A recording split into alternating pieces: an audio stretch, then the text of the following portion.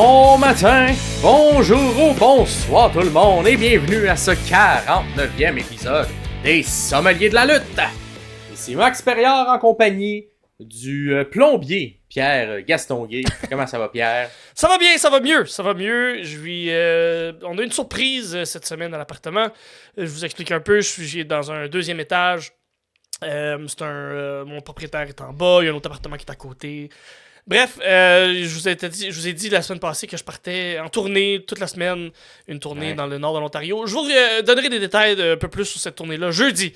Mais pour l'instant, la surprise qu'on a eue, c'est que notre tank de toilette, donc le réservoir qui est à l'arrière, quand tu t'assis sur ta bolle, là, il y a de quoi dans le dos. Là-dedans, il y a beaucoup d'eau, puis il y a beaucoup de pression d'eau. Mais ça a craqué. La porcelaine a comme fendu en arrière. Donc, ça s'est mis à couler. Et ça coule beaucoup et ça coule sans arrêt parce que la tank, elle, son but, c'est de se remplir. Elle se remplit. Puis un coup qu'elle se remplit, ben elle arrête.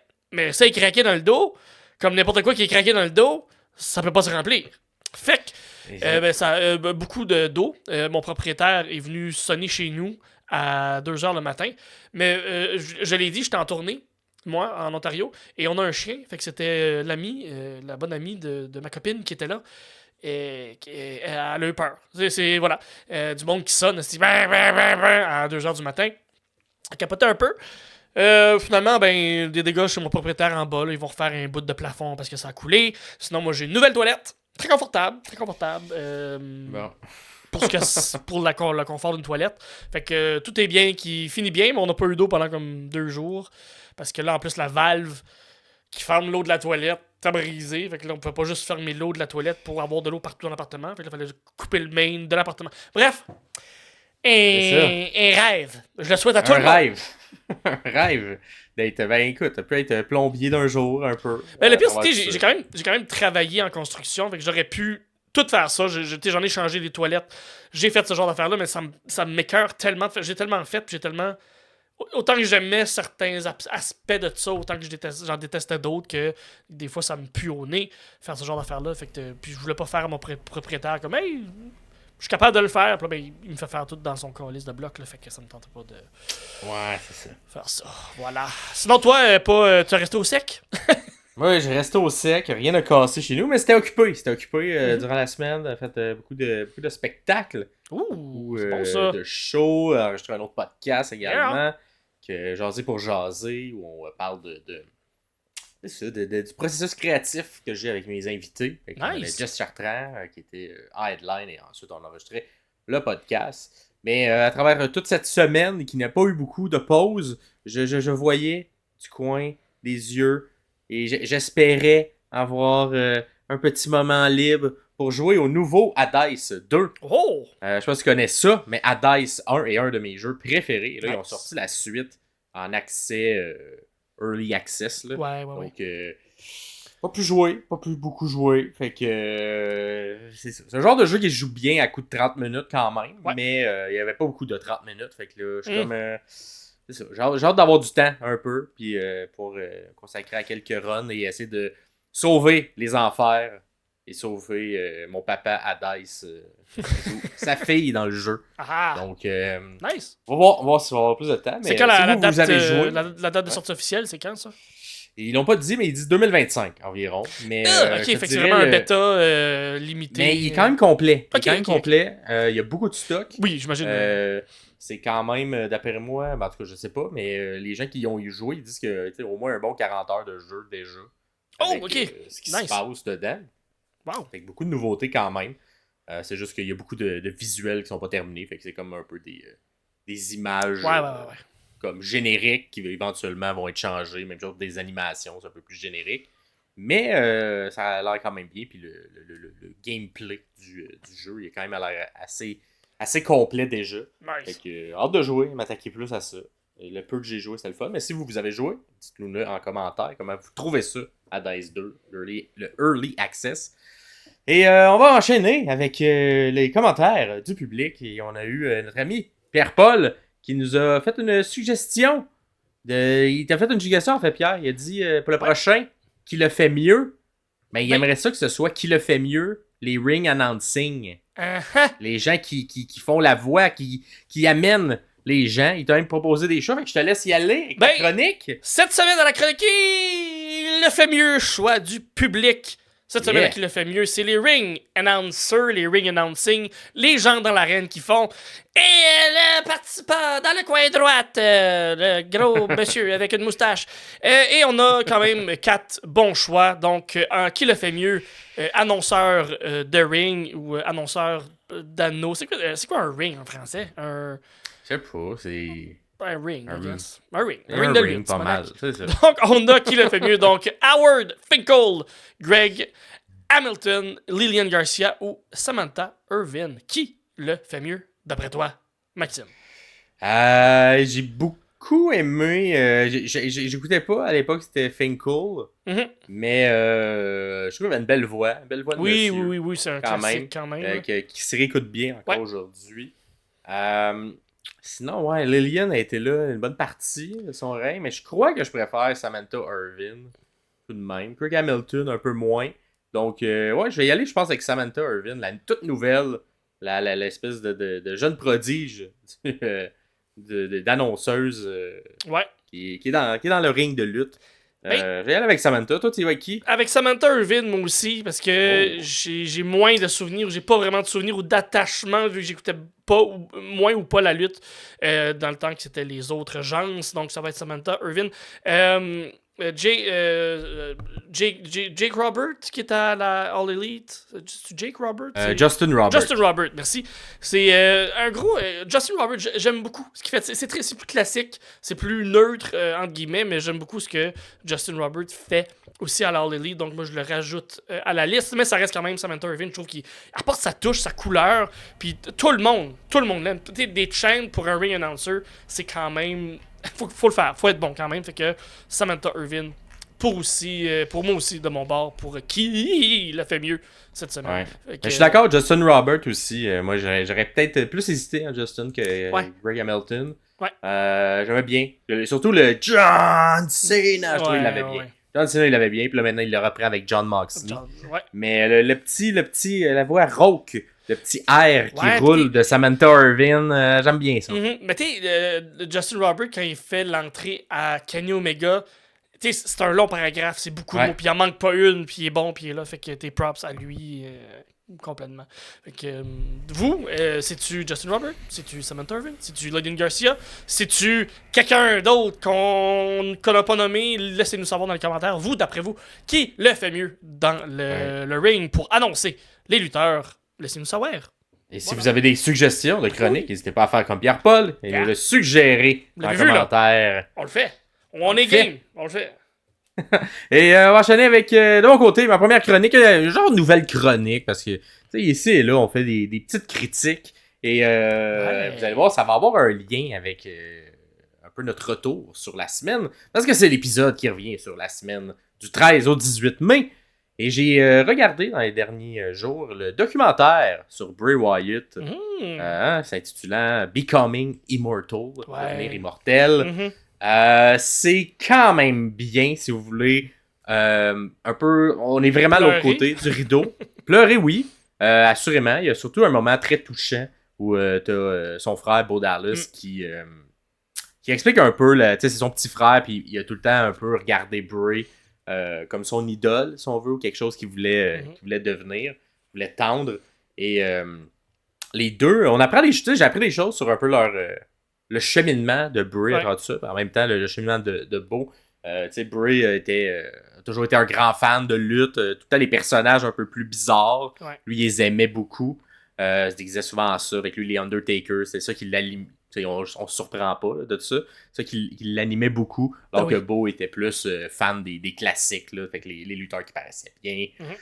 Les Mr. Perfect, Kurt Hennig, tout ça. Et ils s'affrontaient toujours une espèce de match quand ils étaient enfants.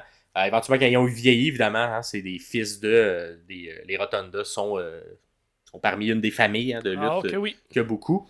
Mais Bray prend quand même le chemin du football. Et on apprend que lorsque Bo décide que lui, il a essayé le football, ça n'a pas fonctionné. Et à la lutte amateur, fonctionnait mieux. Décide d'appliquer à WWE. Bon, évidemment, fils ça t'aide à cheminer. Mais lorsqu'il prend sa décision de faire ça, il appelle son frère, puis il parle, puis tout ça, puis c'était un peu son confident. Et Bray, du jour au lendemain, fait « Ben oui, moi aussi, c'est ça que je veux, parce que m'en fout du football, décide de lâcher l'université, lâche l'école et s'en va en Floride. Il habitait en Floride les deux, donc revient un peu à la maison, vont au Performance Center de l'époque. Voilà, L'espèce FCW, de tout début. Ouais, c'est ça. Ben non, tout début d'NXT. C'est la première batch d'NXT, c'est vrai, c'est vrai. Ouais, tout début d'NXT, la première batch qui n'était pas un télé-réalité, commence à faire l'écho à travers ça et les deux ont beaucoup de plaisir. Avant qu'il arrive dans le personnage de Bray Wyatt, on a essayé beaucoup de choses. Bray est par la suite monté. Non, je pense que c'est le FCW. Ensuite, Bray participe à la télé-réalité de la saison 2 en Husky Harris, bon personnage. On voit un peu ce cheminement-là. Ça fonctionne pas pour Bray. Et même tout le monde, tu sais, ringside, ont un peu pitié de voir l'être mis dans une gimmick, dans un personnage comme ça. C'est un peu triste parce qu'on voit le potentiel au micro. T'avais un Dusty Rhodes qui était coach des promos à l'époque de NXT qui l'aimait beaucoup. Et finalement, une des meilleures choses qui fait arriver à Bray Wyatt, Windham Rotunda, il était retourné en bas, retourné à NXT, retourne travailler sur un nouveau personnage, et c'est là que naît Bray Wyatt. On voit les influences de Bray à travers ça. On a des lutteurs un peu plus marginaux qui ont aimé, qui aimaient les promos de tout ça. On va y revenir un peu plus tard quand on va faire l'analyse du code QR. Donc, si vous écoutez seulement ce segment-là, vous pouvez aller voir, chercher le segment qu'on parle du code QR qu'il y a eu durant cette semaine-là. Mais on va revenir avec les influences de Bray. Et par la suite, ben, c'est ça, la run de Bray Wyatt, qu'est-ce que c'est, comment il arrive. Vraiment arrivé par la grande porte, là, tu sais, il était poussé très très fort. Un peu en même temps que The Shield, les deux sont arrivés à 1 mois d'intervalle et construisaient son vœu. Et si on s'entend, c'est quand même beaucoup de star power, de jeunes star power qui commençaient en même temps, qui sont maintenant toutes les vedettes d'aujourd'hui.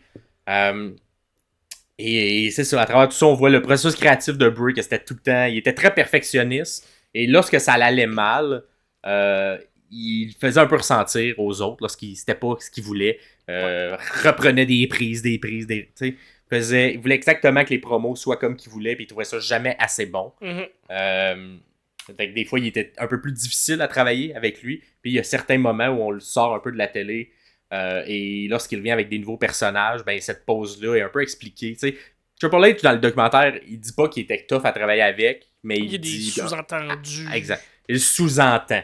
T'sais, évidemment, c'est un documentaire suite à la mort, donc tout le monde est un peu marche sur des œufs, veulent pas trop ternir l'image de tout ça, mais on comprend qu'il était difficile à travailler un peu avec, surtout quand c'était quelque chose de créatif, avec toutes les vignettes en arrière, toutes les promos qu'il faisait au micro, le Firefly Funhouse, tout ça. La réal était difficile. Je sais pas à quel point, puis ça n'excuse pas quelqu'un qui est difficile à travailler, mais je sais pas à quel point il était, je sais pas s'il était problématique, point, mais si c'est pour un côté créatif, ça n'excuse en rien d'être difficile à travailler, mais ça reste que je trouve ça quand même moins pire que juste... Ben, c'était une mauvaise personne, puis t'as dur à travailler. Si c'est un côté créatif, c'est quelque chose que c'est une idée que t'as dans ta tête, puis tu veux que ça soit bien fait, puis t'as une certaine rigueur, sans excuser le fait d'être dur à travailler, c'est peut-être moins pire, ou c'est peut-être juste plus excusable à ce moment-là, de ce point de vue-là. Sans savoir exactement ça être là. Mais on dirait ce qui se passait à l'écran versus ce qui se passait en coulisses avait beaucoup d'impact sur comment Bray traitait. Fait que toutes les runs où Bray Wyatt, ça fonctionnait peut-être un petit peu moins. Ouais. Il y a eu beaucoup de critiques, notamment là, du match, un peu quand on est revenu devant du public avec WrestleMania contre Randy Orton où on a eu Alexa Bliss qui est arrivée. Bon, il y a eu un truc un peu bizarre avec le Fiend qui revient dans son nouveau costume. Puis juste avant, on avait l'époque où on a fait brûler Fiend, puis on était encore dans le Thunderdome. Et que là, il devait se battre avec un costume immense, mais qui était pas fait pour se battre, pour lutter. Fait que ça l'amenait des contraintes. Puis là, on dirait le côté créatif versus la faisabilité de ses idées. Oui, c'est ça. Souvent, se rencontrait pas, ça le frustrait. Fait que là, bref, on ramène Fiend, mais sans brûlure, dans une petite vignette avant le match. Le match a été mal accueilli par le public. S'ensuit genre de semi-dépression par Bray. Puis là, tu vois des images de lui backstage qui se met à insulter un peu l'équipe technique autour. Puis qui fait genre, ben là, c'est quoi, vous voulez me laisser là? Puis blablabla. Fait que tu vois le personnage derrière lui, mais tu comprends également l'effervescence de ses idées. Tu sais, Triple H il donne une entrevue, puis il explique qu'un moment donné, je l'appelle pour, hey, on voudrait te ramener, parce qu'il a été, on s'en souvient pas, mais il a été congédié, hein, Oui, Bray, absolument. pendant cette période-là. Mhm. Et là, il y avait des rumeurs avec qu'il allait à All Elite Wrestling, tout ça. Et lorsque, bon, Triple H décide de le ramener, bon, on comprend qu'il a été congédié à cause qu'il était difficile à travailler avec l'équipe technique, et il décide de le ramener parce que, bon, il a passé à autre chose, c'est lui-même qui a appelé. Et là, lors de cet appel-là de comme courtoisie, ben, il dure 2 heures où Bray fait juste parler de toutes ses nouvelles idées où on pourrait aller plus tard. Malheureusement, toutes ces idées-là ne sont pas concrétisées. C'était probablement l'histoire qu'on voulait raconter avec Uncle Howdy, tout ça. Peut-être qu'on va, dans pas Peut-être long, voir des glimpses de ça, peut-être voir des idées qui vont Ouais. sortir là, dans la ce qu'on suite. voit, là, c'est ça exactement. Et bref, t'as également toute la famille qui vient parler, donc frères, sœurs, tout ça, qui montre à quel point c'était le pilier de la famille. Donc quand quelque chose allait mal, ben il appelait tout ça. Et il y a un moment justement où on pleure, justement, où lorsqu'on raconte la mort qui est très sortie de nulle part, personne s'y attend, c'est très, très, très, très tragique comment ça se passe. La femme, son ex-femme également, qui sont là, qui semblent avoir une belle relation quand même, là, comme l'humain qui était semblait vraiment une très bonne personne, là, autre que l'artiste qui était peut-être plus difficile à travailler. Et là, Beau explique que lorsque le médecin vient confirmer la mort, toute la famille est dans la salle. Et là, il dit, et il fait tout le monde s'écroule. Puis lui, normalement, il se serait écroulé. Mais on dirait qu'il a senti la présence de Bray qui l'a dit, tu peux pas t'écrouler. Moi, je suis plus là. C'est moi, normalement, qui aurait pris le pilier puis ramené tout le monde.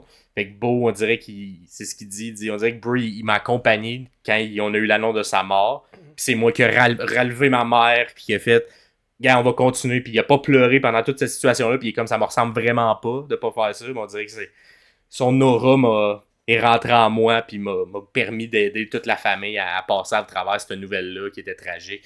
Puis tu sais, c'est hyper, c'est le bout un peu plus triste du vidéo. Et là, on va vers la suite. Il y avait une relation également avec son costumier. Hein, on s'entend, les costumes de Bray Wyatt c'était incroyable. Et c'était son meilleur ami, la personne qui faisait ses costumes. Pouvait échanger des heures à juste travailler sur des détails. On pointe plein de petits Easter eggs, si on veut, dans les différents costumes qu'il y avait. Par exemple, les coutures, souvent, c'est des dates qui sont dans les coutures. Fait que les coutures ont été faites avec des dates. C'est la date de ses enfants. Avec le film, les trucs qui sont marqués, c'est la naissance de ses enfants. Il y a plein de petits Easter eggs super le fun à voir. Et on voit également le nouveau personnage qu'il voulait amener éventuellement. Donc, sa dernière création. C'était quand même super le fun. Un genre de film, mais réinventé. Dans le dos, il y avait un masque avec une tête. Fait que quand il faisait son truc pour être par en arrière, il y avait comme 2 faces qui auraient pu apparaître. C'était super créatif.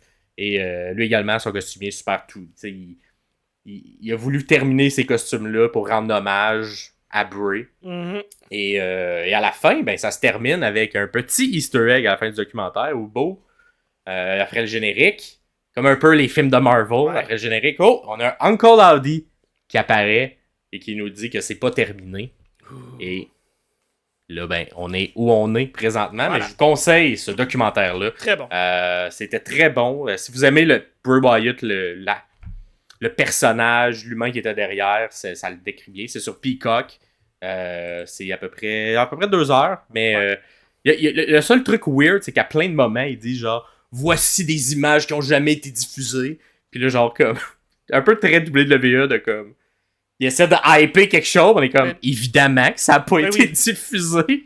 Mais on dirait qu'il comme, à plein de moments, bon, ça apparaît comme 6 fois dans comme le documentaire, on est comme, ben ça va, le calme-toi de WWE, on le sait. C'est correct, là.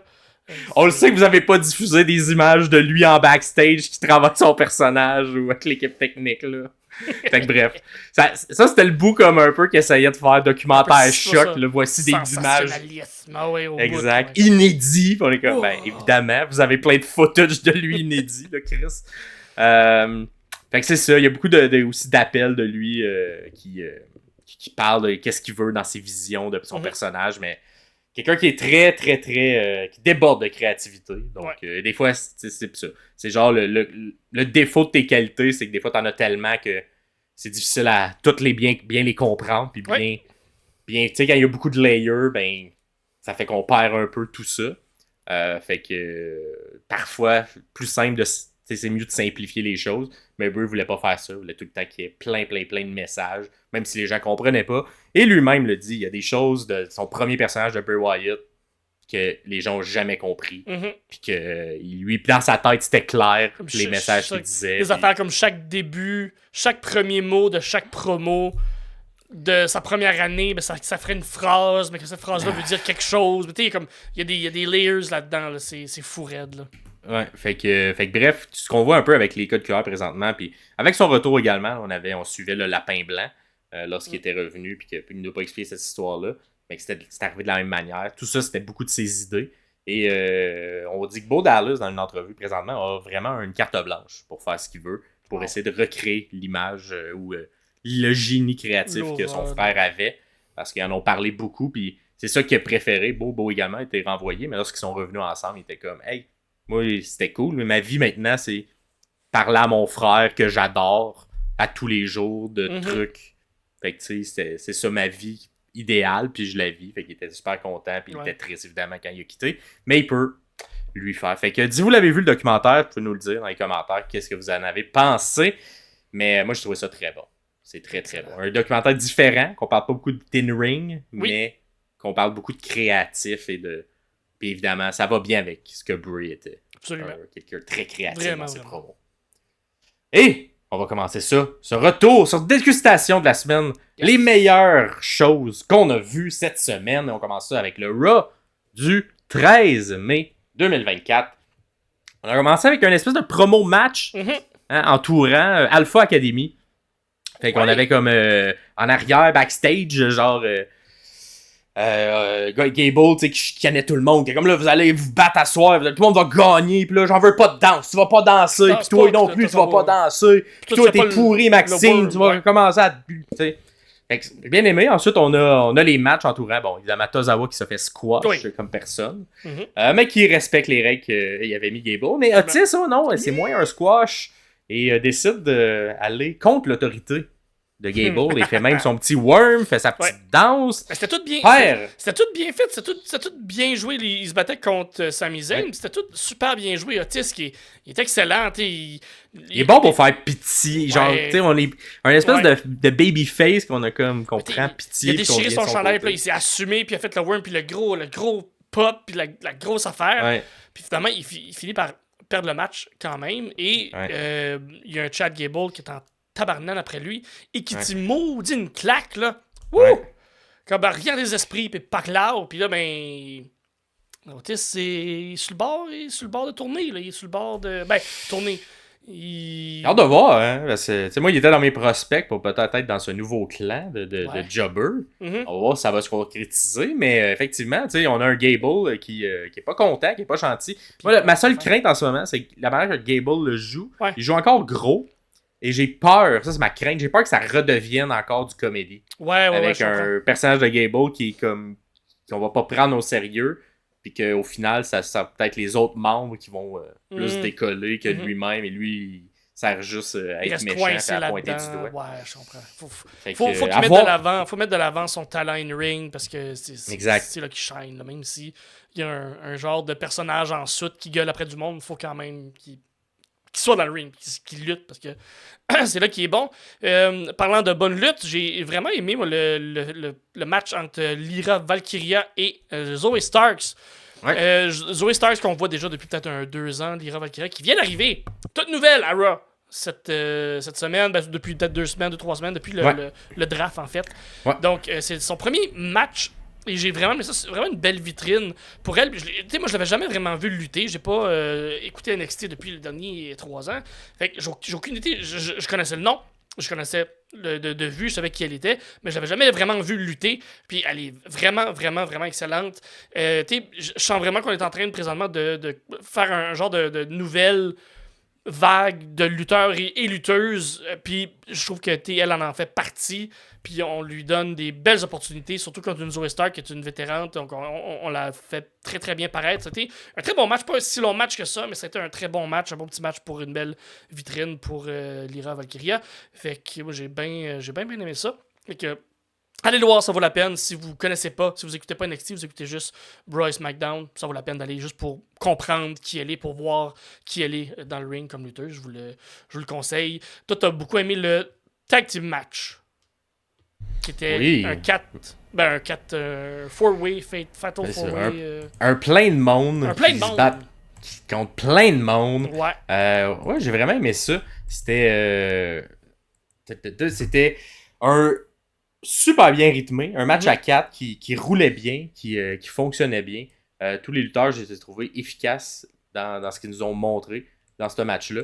Fait que je vous le recommande quand même bien. C'est pas très long, mais c'est bien fait. Puis t'as aux commentaires à l'extérieur, en tout cas, le genre de commentaires à l'extérieur, en tout cas, ringside, les champions, R-Truth et The Miz qui regardent tout ça. Mais encore une fois, AOP, sont là. Je sais pas qu'est-ce qu'ils ont mangé, mais ou comment ils les ont entraînés dans la dernière année. Mais je les haïs pas depuis leur retour. Oui, vraiment. Je les trouve efficaces. Puis là, évidemment, bon, ils sont encore mis avec Tyler Bate ainsi que Pete Dunne qui sont incroyables. Ils sont super bons. Ils servent en ce moment. Là, ils sont pilés dessus. Là, ils perdent tous les matchs, mais ils sont le fun à voir. Je pense que c'est correct. Ça. On est en train de les descendre pour mieux les remonter. Là, fait que je trouve ça bien correct. De toute façon, ils sont pas là, ils sont pas rendus là, mais dans un an, là, ils vont avoir des ceintures, ils vont faire une belle run ensemble ou pas, ou peut-être même individuellement. Encore une fois, les Creed Brothers qui shine dans un match, c'est incroyable. Un espèce de genre, on s'est pitché vers l'extérieur, le petit Brutus qui se pitche sur tout le monde à l'extérieur.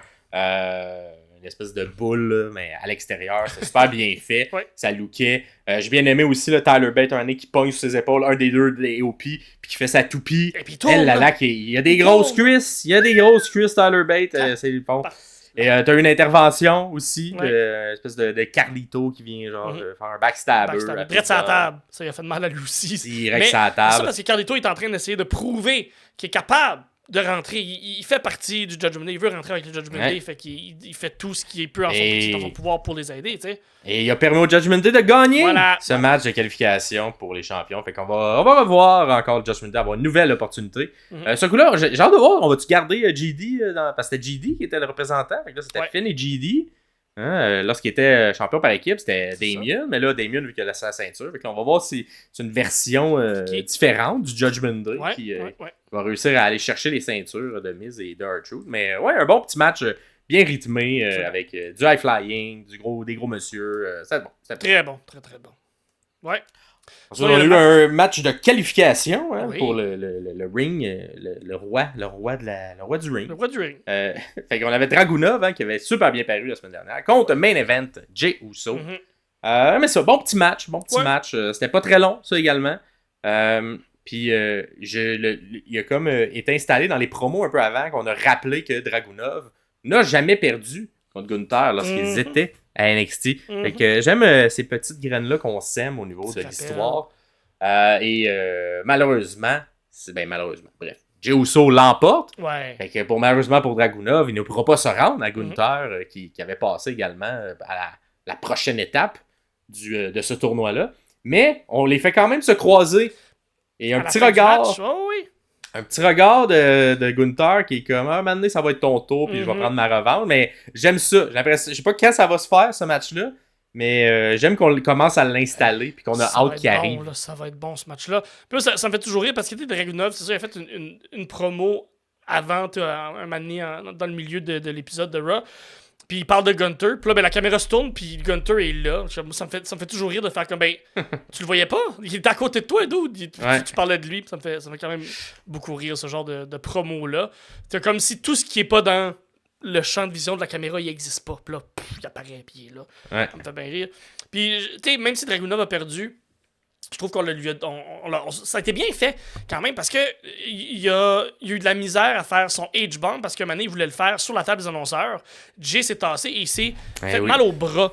Fait après ça, il y a eu beaucoup de mal. Quand il donnait son H-bomb, parce qu'il l'a donné une fois à Jay, puis sûrement qu'il y avait moins d'impact parce qu'il avait mal au bras, il n'a pas été capable de mettre les bras sur les épaules de Jay pour vraiment le piner au sol pour avoir le 1, 2, 3, puis Jay a réussi à kick out.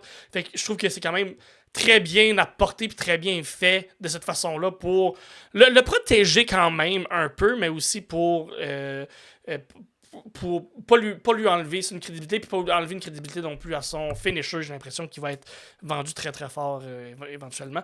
Fait que. Ouais, puis shout-out à Pat McAfee. Ouais. Lorsque la table, il rentre dans la table. Pat McAfee qui fait des sells toujours. Hein, un beau petit sell de Pat en règle. Capote, qui en revient pas. Fait que non, c'était un bon petit match. Puis là, ben, évidemment, on a le face-à-face final entre Gunther et Main Event Jay qui aura lieu probablement la semaine qui suit. Probablement cette semaine. Voilà. Si vous nous écoutez, ça risque d'être ce soir si vous êtes là, écoutez le live épisode. Sinon, ça risque d'être pour le 20, celui du 20 mai. Parce qu'on va se rendre au King of the Ring. On n'a pas analysé, mais qu'on va tout de même vous dire qu'est-ce qui s'est passé. Absolument. De manière résumée. Donc, ouais, un bon petit Raw quand même. J'ai bien aimé ça. Très, très sympathique. Ouais. Voilà. La bonne lutte, des trucs qui avancent, on installe des choses. Gratuit à télé, gratuit. Façon de parler. Évidemment, il y a eu un code QR à un moment, mais on va revenir dans une chronique à part entière pour ça, parce qu'il y a quand même beaucoup d'analyses pour un petit 1 seconde où un code QR arrive. Ça fait beaucoup de temps à mettre là-dessus. Prochain spectacle de lutte cette semaine, on avait le Dynamite du 15 mai 2024.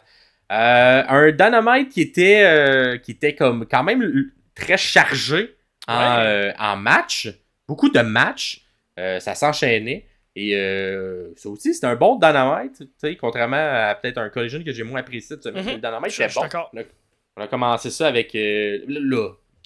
la Callis Family, là, c'est rendu un peu... C'est un peu n'importe qui pis sa mère, là. Ben, c'est ça. Tu sais, la famille, un moment donné, d'après moi, le cousin vient-ten, puis tu sais... Parce que là, c'est un plus le Undisputed... C'est-tu Undisputed Empire? En tout cas, le groupe qui était formé autour de Will Ospreay à la New Japan. Fait que là, on a décidé que Jeff Cobb, il est rendu dans la famille. Jeff Cobb Parce que là, Kyle Fletcher était là, Ospreay était là. Jeff Cobb, lui tout, il va être dans la famille, la Kyle Family. Et ils se prennent contre le Blackpool Combat Club. Donc, un bon petit match, bon rythme du Blackpool. Les représentants du Blackpool, c'était Moxley ainsi que Bryan Danielson. On n'avait pas Monsieur Cesaro. Claudio était pas là. Claudio était pas là. Fait que... De l'autre côté, avec Kyle Fletcher et Jeff Cobb. Et Jeff Cobb, on connaît un peu, si les gens qui suivent Dynamite assidûment l'ont peut-être déjà vu. Et moi, j'ai trouvé qu'il était excellent. Il est très, très bien paru, comme si il veut montrer je suis capable de me battre avec les meilleurs. Je suis dans les meilleurs, moi aussi, même si vous me connaissez peut-être moins. Puis même Kyle Fletcher, il est bon, il a quoi, 25, 26 ans? Il était écœurant, Kyle Fletcher, là, une future vedette, là, champion, plus que juste champion télé. De la c'est champion télé, oui, champion télé de la Ring of Honor. Puis j'ai trouvé, moi, dans ce match-là, un Jon Moxley. Il a l'air bien, Jon Moxley. Il a l'air en forme, Jon Moxley. Il a de l'air reposé. Il a de l'air content d'être là. Pas qu'il n'avait pas l'air avant, mais je trouve que ça lui a fait du bien d'être moins à la télé américaine, d'aller passer un peu de temps au Japon, d'aller gagner un titre là-bas, de revenir avec ça, d'être fier de faire ce qu'il aime. J'ai l'impression que de s'éloigner un peu peut-être de tout ce qui est la politique derrière, parce que je pense que lui, il s'en calistre un peu. Ça lui fait un peu de bien de juste se tenir un peu en dehors de tout ça, d'aller lutter, de revenir lutter. Donc, bon match, ça ouvre super bien une carte de Dynamite. Je vous invite à aller voir ça. Jeff Cobb qui fait aussi à plein de moments des petites... il niaise un peu, hein, Brian? Il fait le yes, j'ai bien aimé ça. Ouais, c'est ça. Il niaisait beaucoup avec la foule pour avoir un peu de cheap heat, fait que c'était bon. Puis Fletcher puis Danielson, on a eu Fletcher et Ospreay. Fletcher et Danielson, je trouve qu'ils ont une bonne chimie ensemble. J'ai l'impression que Carl Fletcher aussi va être... Oui. Et comme tu l'as dit, il y a un bel avenir pour lui. Vraiment. Ensuite, prochain match qu'on a apprécié. En fait, une petite promo après le match des Young Bucks. Qui, il y avait leur match avec Christopher Daniels. On en a parlé au dernier épisode où on revenait sur la semaine dernière. Christopher Daniels avait un peu pété sa coche contre les Young Bucks. Et là, les Young Bucks l'avaient mis dans un match. Il a choisi Matt Sydal. Bon, il a choisi ou il n'a pas eu le choix parce qu'il n'y a plus d'amis. Mais tu sais, c'était pas le... J'aurais peut-être choisi quelqu'un qui job moins pour m'accompagner. C'est un match correct. Quand même, évidemment, les Young Bucks l'emportent. Mais après le match, t'as les Young Bucks qui sont pas gentils. Prennent le micro et décident de renvoyer on stage Christopher Daniels un premier espèce de congédiement de fait de cette manière-là que les Young Bucks font. Parce que là, les dernières semaines, ils ont attaqué plus les gens pour les blesser, pour les faire sortir. Là, non. Christopher Daniels, The War, fait 5 ans que t'es à All Elite Wrestling. The War, on te veut plus, tu nous as manqué de respect. C'est ça. C'est quand même... ça l'installe le personnage méchant. C'est pas compliqué à faire, mais ça prend un peu de... Il faut que tout le monde, toutes les personnes qui sont dans l'histoire acceptent. Christopher Daniels, j'ai hâte de voir. Hein, est-ce qu'il se dirige vers une autre compagnie? Il se dirige vers la retraite quand même. Fait longtemps qu'il roule sa bosse, là, Christopher. Peut-être plus nécessairement le corps pour continuer à faire beaucoup de... Il y a eu des gros matchs dans sa vie. Là. Exact. Fait que termine ça. On va voir si on termine ça. Mais in kayfabe, on termine ça contre les Young Bucks. Donc... à voir s'il va revenir, arriver de la foule, quelque chose. Mais pour l'instant, il est congédié. Ça me fait bien rire. On va t'envoyer un bon check là, chez vous. Puis merci pour 30 jours. Tes loyaux services. Super ironique. Là. Ouais. Alors, c'était bon. Puis à la fin, il essaie de partir un chant All Elite Wrestling, AEW. Yes sir, good job! Bravo, bravo. Yeah, J'aime beaucoup ce que les Young Bucks font. Sinon, on a eu ce que moi je pensais allait être le main event, parce que c'était le champion du monde de l'All Elite, mais il faut croire que ça dérange pas. C'était Swerve. En même temps, il était mis, je sais pas si tu as remarqué, ça me gosse, là. Il y avait un petit cadran qui met le timer. Oui, et là, j'ai l'impression qu'on voulait que ça soit, que les gens sachent que c'est à l'heure. Hein, avec lorsque les gens allaient... souvent les gens, quand c'est l'heure, leur autre émission termine, ils veulent arriver. Fait que là, on a mis le champion dans cette case horaire-là, mais ça brise le kayfabe, moi, de mettre un timer, parce que tous les matchs qui arrivent avant, d'ailleurs, il y en a un juste avant, c'était Hook contre un jobber, un peu, là. Fait que, il restait 5 minutes, pis t'es comme, c'est pas mal sûr que ça va être un squash, il y a le timer. Exactement. Fait que, je suis comme, mettez le timer après le match, au moins, pas pendant que le match roule. Je suis d'accord, je suis bien d'accord. Puis, c'est ça, on avait ça. C'était contre Brian Cage. Brian Cage qui... je sais pas si c'est Swerve qui donne cet effet-là, mais j'ai l'impression que Brian Cage a super bien paru. Il a été très bon pendant le match. Tu sais, moi, j'écoutais beaucoup la Lucha Underground dans le temps, et je trouvais que Cage était très, très bon. Puis j'ai jamais retrouvé cette aura-là de Brian Cage, ce qu'il représentait ou ce qu'il était à la Lucha Underground, il était vraiment un des main events avec King Puma, qui est Ricochet, en tout cas. Et même Johnny TV, Johnny Mundo, qui était là aussi, tout du monde qui sont pas dans le haut de la carte, mais qui ont réussi dans Lucha Underground à faire quelque chose de le fun. Fait que de retrouver un Cage qui a de l'air, qui ressemble à ce qu'il ressemblait il y a 10 ans, j'adore vraiment ça.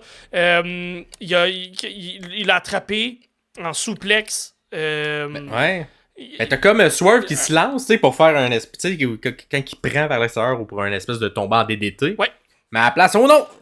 Il est trop fort, Brian Cage. Il l'attrape, puis il le tient en chandelle, puis il le drop à l'extérieur. C'était quand même impressionnant. Il a arrêté sec, puis non, c'était une belle manière de montrer la force brute de Cage là-dessus. Fait que je l'ai noté. Puis on montre la force de Swerve aussi, parce qu'il a réussi lui aussi à lever Cage dans les airs, à lui faire un souplesse aussi de son bord. Fait que je trouve qu'on continue quand même à bâtir un Swerve, un champion fort, un champion qui se défend, un champion qui lutte. J'aime vraiment ça de voir ça. Puis, une espèce de curb stomp. Mais ça, vous savez, moi j'aime pas ça quand on kick out, surtout quand t'es le champion. On kick out des finishers. Mais il y a un magnifique genre de Swerve Stomp là, vers l'extérieur avec un beau sell aussi de Cage là, qui tenait par les jambes vers l'extérieur. Là, boum, de l'extérieur, saute, boum, fait atterrir à l'extérieur, le ramène dans le ring. Il fait un mouvement de la troisième, je pense que c'est un 450 par en avant. Tente le pin, là j'étais comme, c'est sûr, ça se termine là-dessus. Ben non, on le fait pas terminer sur ça. On continue le match un petit peu. Il y a quand même 2 minutes de plus. Il fait d'autres finishers, puis là, il finit par gagner. Moi, je pense que ça aurait pu finir là-dessus. Ça aurait pu finir. Stomp vers l'extérieur, il le ramène. Après moi, c'était quand même assez beau pour que ça se termine sur ça. Brian Cage n'est pas vendu si fort que ça depuis qu'il y a All Elite. Là, on s'entend. Ça aurait pu finir là-dessus. Et après le match, c'est le papa préféré de tout le monde qui arrive là, qui est méchant. Il est pas gentil. Il y a même une photo de famille de Swerve. Puis ça met Swerve. Il est pas en embuscade avec Wayne hein, qui arrive de l'autre côté. Puis il pète sa famille d'en face. Et puis il pisse le sang. Bon, Dieu qui pisse le sang. Ouais, ça a coupé ici un peu. Ouais. Ça pissait. Et là, il prend la photo qui est plus dans le cadre. Et là, elle met plein de sang. Une espèce d'image Je sais pas, c'est un peu violent quand même, là, Ouais. mettre du sang sur des photos d'enfants. Là, fait que... Ouais, mais bon, on a décidé de le faire, mais là, on le sait, il est très méchant.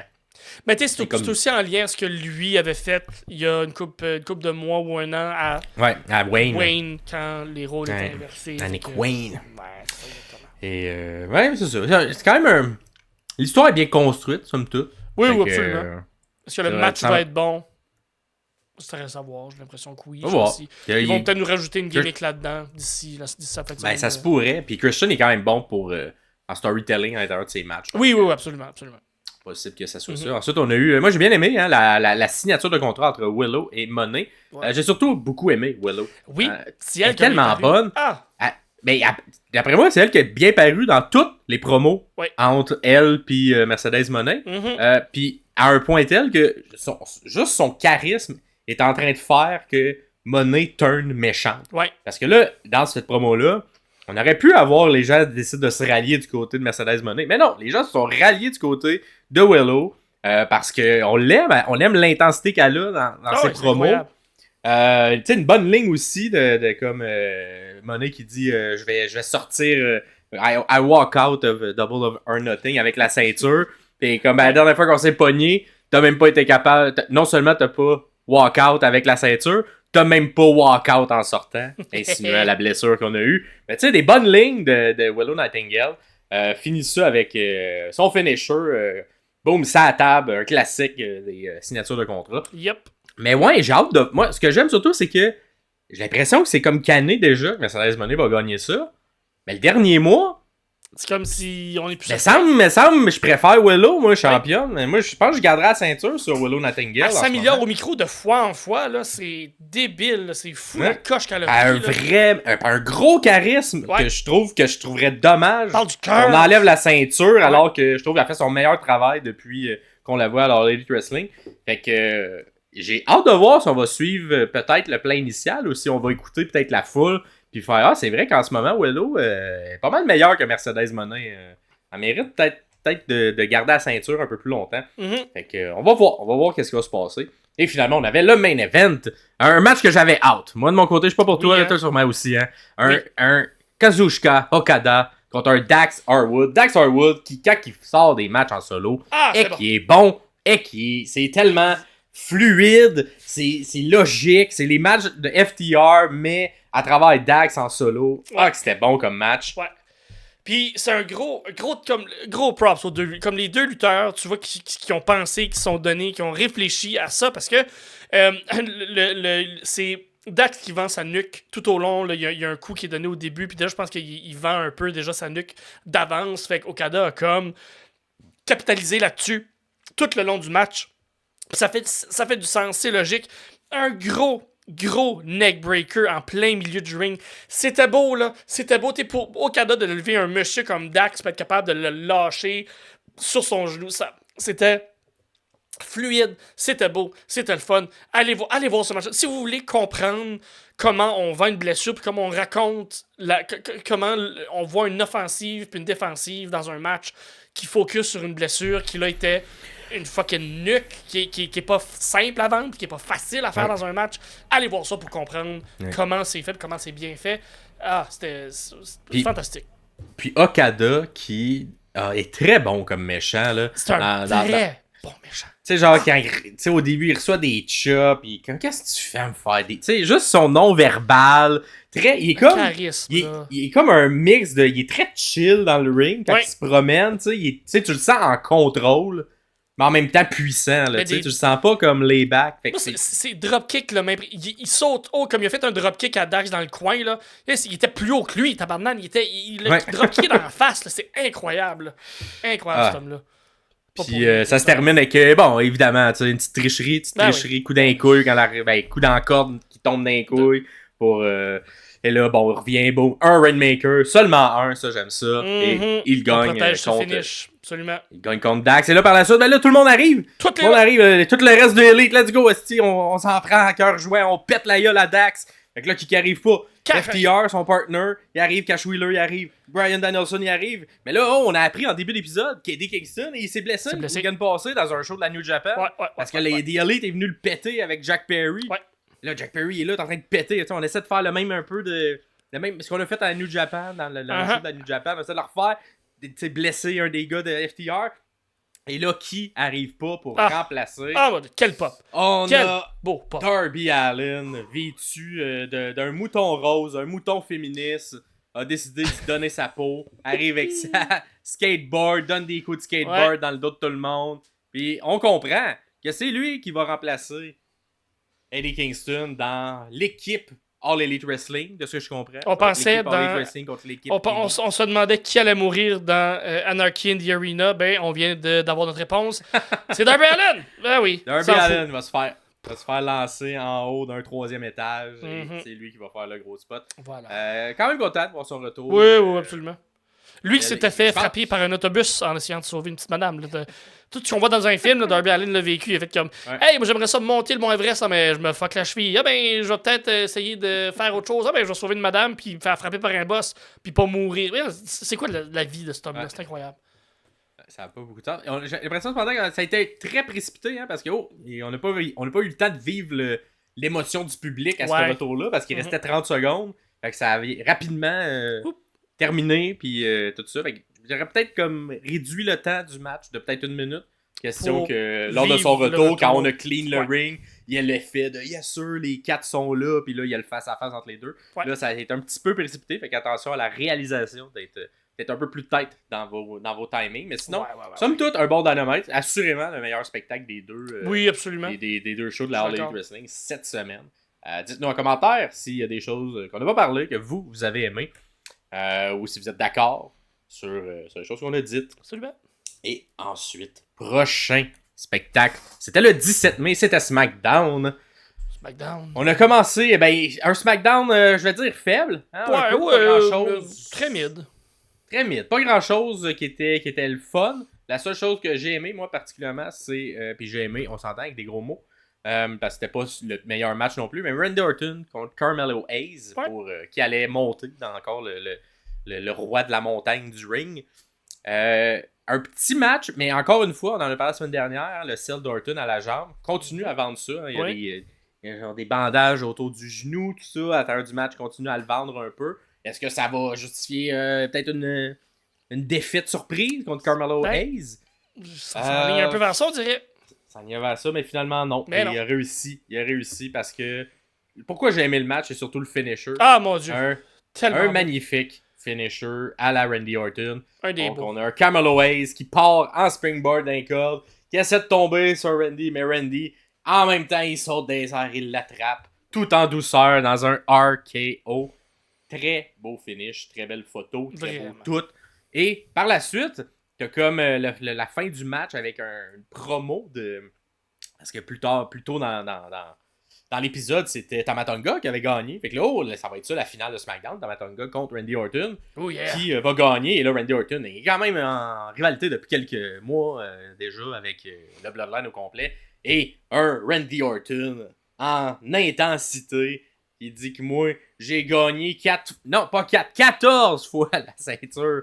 Il est tout en sueur après son match. Il y a une grosse intensité. Il dit qu'il va péter à gueule au Bloodline. Et ça se termine là-dessus. Mais c'était bon. Très bon. Ça a bien fini le show. Mais c'est la seule chose qu'on s'est rappelé, moi, de mon côté. Tout le reste... Ben, il y a eu, tu sais, l'espèce de défaite surprise, tu sais, de Nia, de Jade Cargill, ouais. Mais tu sais, le match, c'était pas... C'est une disqualification, puis il s'est pas passé grand-chose, fait que c'est pas mémorable. Ça vaut pas... Allez voir l'entrée de Jade Cargill, c'est tout le temps bon. Sinon, ce segment-là, ça vaut pas la peine. Exact, puis ça nous a empêché d'avoir peut-être la brisure autour des 2 championnes par équipe, parce que de son côté, Bianca avait gagné son match, encore une fois, un match mémorable contre Tiffany Stratton. Ils ont même souligné backstage de faire comme hey, peut-être qu'on va se croiser, finalement non. Fait que non. Surprise, ça va être Nia Jax. Nia Jax est venue intervenir et. Elle est venue intervenir. Elle est venue péter la gueule, c'est un peu mis à chicaner contre l'enfant qui était ringside, donc la fille de Jay qui était ringside. Et ça a fait péter les plombs à Jade. Fait qu'une manière pour qu'elle paraisse forte de la faire perdre. Ouais, exactement. Donc, perd par disqualification.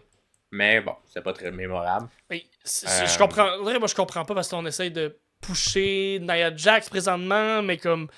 Elle aurait pu perdre Nia, ça dérange pas vraiment à ce moment-ci. Mais là, ça dépend de l'histoire qu'on veut raconter par après. Fait que ça, ils attendent ils attendent avant de commencer à avoir une fissure dans le tag team de filles. Ça dépend toujours de leur itinéraire ou leur horaire à eux backstage, mais j'ai quand même trouvé ça très bizarre. Mais peut-être qu'il faut passer par là pour aller raconter une meilleure histoire en bout de ligne.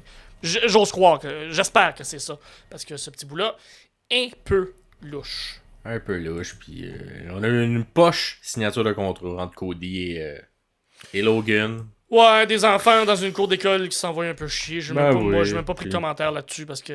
C'était technicalité de genre, il y aura pas ma ceinture en jeu. C'est ça, finalement, c'est pas c'était un peu plate. C'est ça, c'était un peu plate. C'était genre pour justifier. On a comme créé une histoire d'une semaine pour justifier cette promo-là. Mais bon, on n'a pas trouvé ça très pertinent. Ça fait qu'on vous en jase pas plus que ça. Cependant, qu'est-ce qu'on a trouvé pertinent? C'est les codes QR. Donc, on va y aller d'une analyse complète.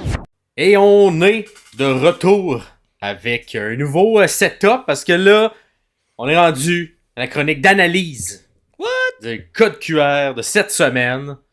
Donc, c'était compliqué cette semaine, Pierre.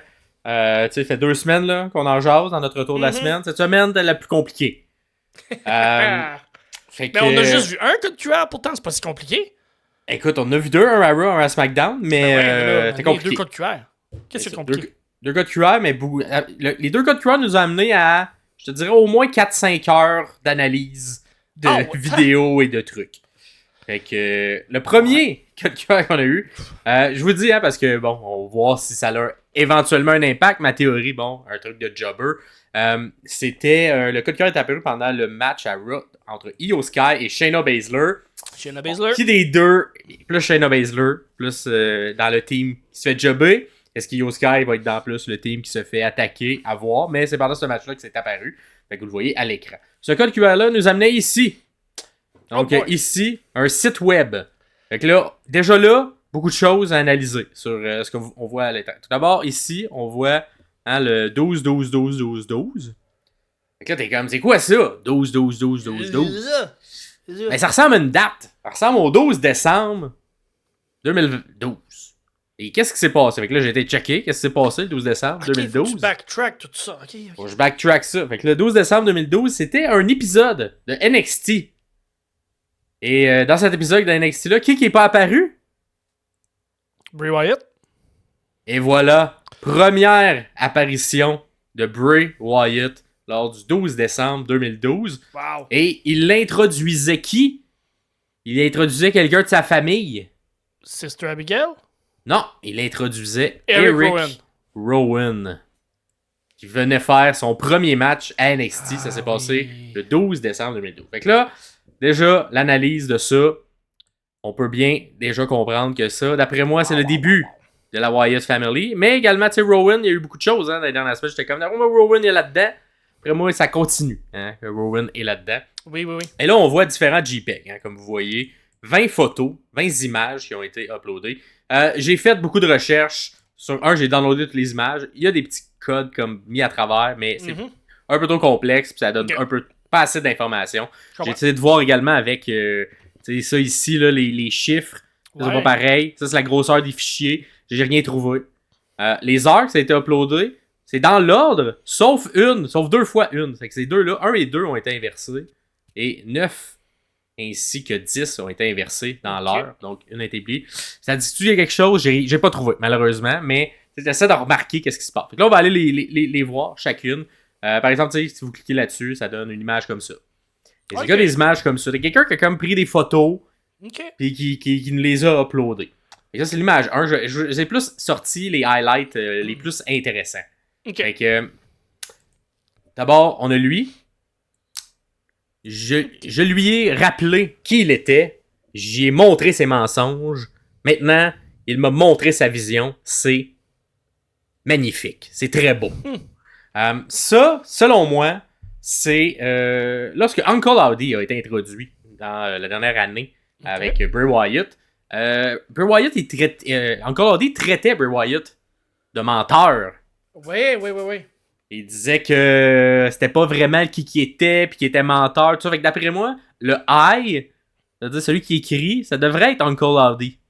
Et le him devrait être Bray Wyatt. Fait que je lui ai rappelé qui il était, j'ai montré ses mensonges, et lui, il m'a montré par la suite sa vision. c'est Oui. magnifique.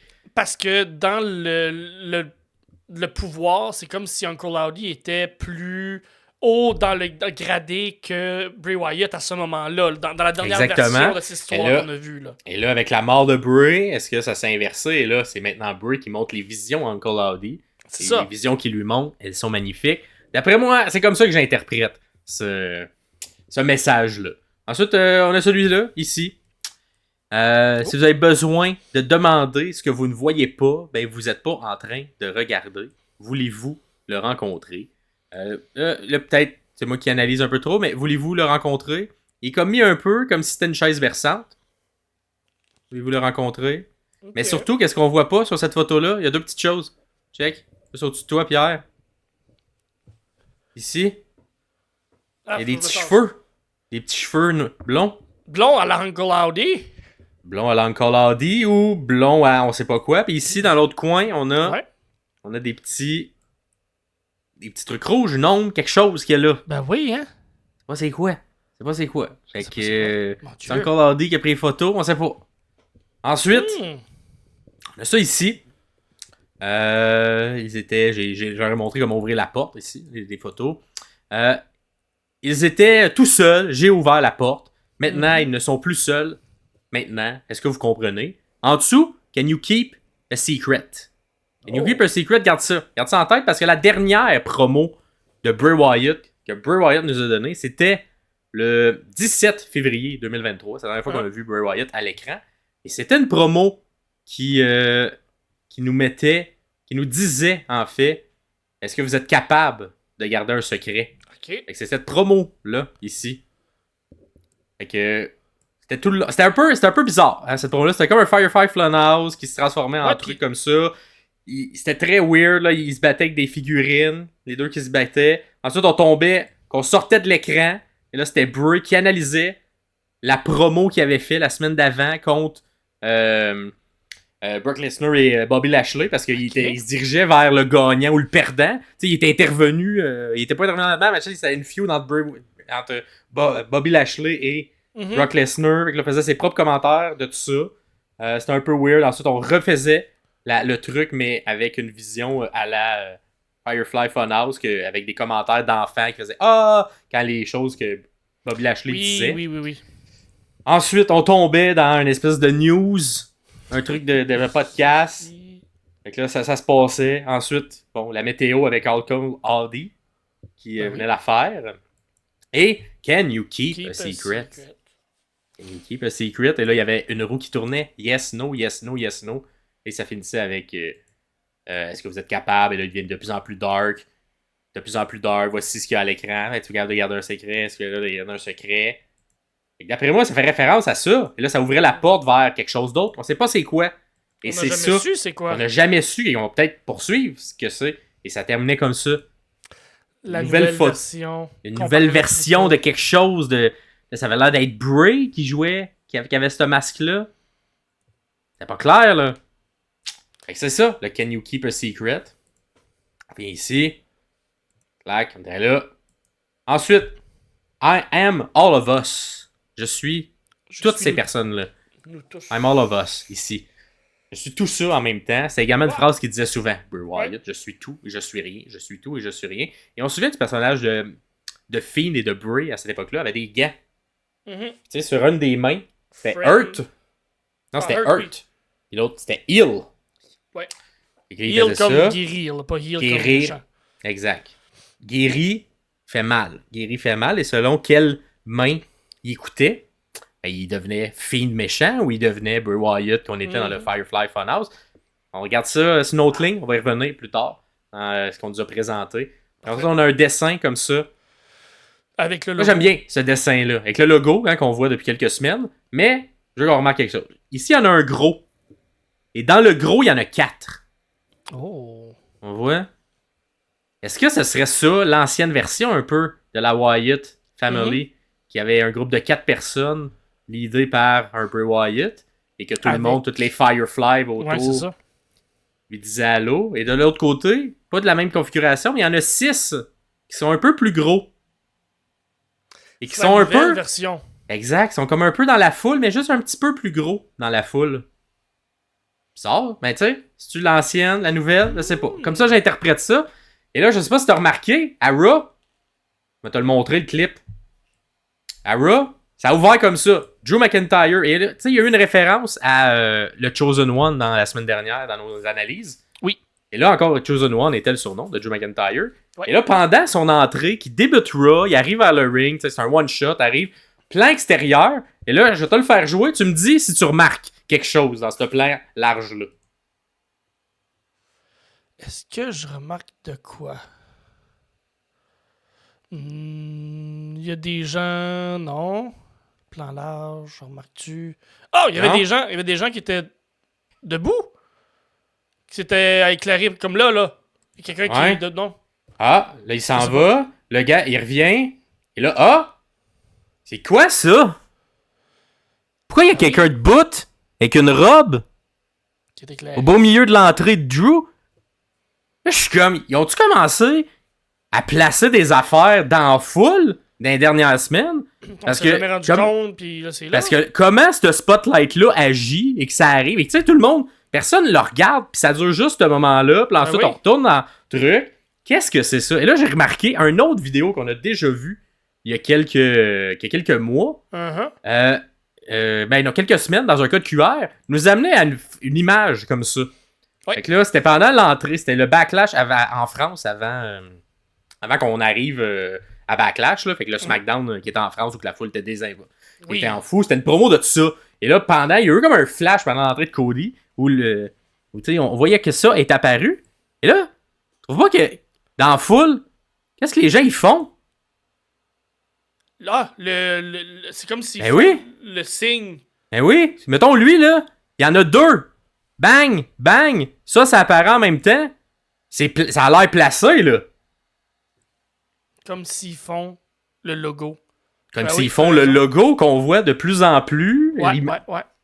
Bref, ça a été dans mon retour de recherche de cette semaine. J'ai remarqué ça. Wow. En tout cas, on est rendu là. Ensuite, il y a une image comme ça. Bon. Qu'est-ce que ça veut dire cette image-là? Je sais pas, mais je trouve que ça ressemble un peu à une face, ça ici. Là. Je trouve ici, ça ressemble un peu à une face. Ça ressemble peut-être à une couronne. Je pense qu'on pointe encore vers, peut-être, King, Queen of the Ring. À King, Queen of the Ring. Ouais. Vraiment, c'est ce que ça veut dire, ça. Prochaine photo qu'il y avait dans le fichier. Oh, elle est intéressante. On a une date. 5-16-2024. Donc, le 16 mai 2024, à 4h. Witch. Plus Witch. Mais moi, plus Witch, je pense que c'est plus Twitch. Fait que là, OK, il va-tu se passer de quoi sur Twitch à 4h? Mais là, évidemment, vous voyez l'épisode, on est après. 4h est arrivé, le 16 mai 2024. Et j'ai eu raison, on s'en est jasé dans la discussion, mais cette... ici, la door, on était capable de cliquer dessus. Avant le 4... Avant le 16, là, avant 4h, le 16 mai, quand tu cliquais, ça faisait rien. Ça nous ramenait à cette même page-là. Et là, quand 4h est arrivé... Attends, avant de se rendre là, on va regarder les dernières photos. Là. On avait celle-là. On a celle-là. Une espèce de télé. On voit une genre de face dedans. Un peu bizarre. Ça ressemble à un... Moi, je vois un lapin. Est-ce que c'est la nouvelle version ou une shit? Là, c'est pas. Mais lapin, c'était le Bray Wyatt avant qu'il revienne avec Uncle Howdy. C'était le White Rabbit. Exact. Fait que d'après moi, c'est-tu une des personnages qui va être le lapin dans cette télé-là? Et finalement, celle qui est plus intéressante, on a une des photos, est un article d'un journal écrit. C'est écrit par Wendy Lucho. Wendy Lucho, c'est un anagramme. Un anagramme d'Uncle Howdy. Tu reprends les lettres et changes, ça fait. Fait que là, OK. Portée disparue, écrit par Voldemort, par Uncle Howdy. Bon, ça dit que c'est quelqu'un qui a été retrouvé dans sa maison, on l'a pas revu, blablabla. C'est ce que ça dit. On cache son nom. Pourquoi on cache son nom? Je sais pas. J'ai essayé d'enlever ce truc-là. J'ai fait beaucoup de Photoshop là, pour essayer de voir si on pouvait voir quelque chose. Quand on diminuait la luminosité, ça ressemblait un petit peu à un Sister Abigail avec plein de petites Firefly. J'ai pas enregistré l'image, là, mais bref, c'est peut-être le seul truc que j'ai trouvé en changeant le contraste. Là, je te ramène à ça, le door. Et là, si on clique dessus, maintenant, ça nous amène à la chaîne Twitch de la WWE. Et ça rouvre cette vidéo-là avec une entrée de Kane. Fait que là, on a fait des recherches. L'entrée de Kane et ce... Fait que là, Kane, c'est qui, mettons, Pierre, dans l'histoire? Dans le kayfabe de la lutte. C'est le frère de... Et voilà, le frère. un frère qui, lui, a brûlé Mhm. par la faute d'Undertaker. Il a été c'est un grand brûlé. C'est Ouais. pour ça qu'il porte le masque. C'est qu'il est complètement défiguré. Sa partie, l'histoire est partie un peu. Il voulait avoir vengeance contre son frère. Donc, c'est un peu ça qui est parti. Ouais, fait Kane. qu'on a- Là, finalement, ils ont réglé leur petite histoire de famille. Puis, il y a même Ouais. des glitches dans le Il vidéo. y a des glitches dans cette vidéo. Fait que Ok. là, d'après moi, c'est un peu le côté... Wow. Kane et Undertaker sont deux personnages, on s'entend. Ouais. Qui sont plus dans le style Côté Bray Wyatt. mystique, Exactement. fantastique. Ouais. Exactement. Et là, ça, tu t'as remarqué, 55 minutes, cette vidéo-là. sais, quand je te disais- Juste Kane? Non, pas juste Kane, check bien ça. 55 minutes. Fait que tu sais, ça, on est encore dans le code QR de lundi, là. OK? Tu sais, la madame que je t'ai montrée dans son article, là, ici, cette Ouais. madame-là. Ouais. Check. Moi, j'ai cherché un peu plus. Ouais. Elle ressemble pas mal à une vieille promo qu'on a vu Fiend, qui allait voir une psychiatre. Ok. Et cette psychiatre-là, Ah, c'est ben oui. moi ou Ben oui. Ça a c'est l'air pas mal d'être- ça. la psychiatre qui était de Fiend également? En Ben tout cas, oui. je l'ai retrouvé avec Como Esta, là, fait que c'est la version Non, mais ça- sous-titrée. Mais la seule vidéo que j'ai trouvée de ce truc-là, que je me. Bref. Fait que tu sais, c'est que là, la psychiatre, puis à la fin de cette vidéo-là, Mhm. elle disparaît. Et Ah! t'as Fiend qui écoute ses mains. Est-ce que c'est heal ou est-ce que Mhm. c'est hurt? Mais il écoute ses mains. Fait que là, bon, bref. Ça et tout. On laisse ça là-dessus. Faites-le. On va venir au Twitch. On arrive au Twitch ici.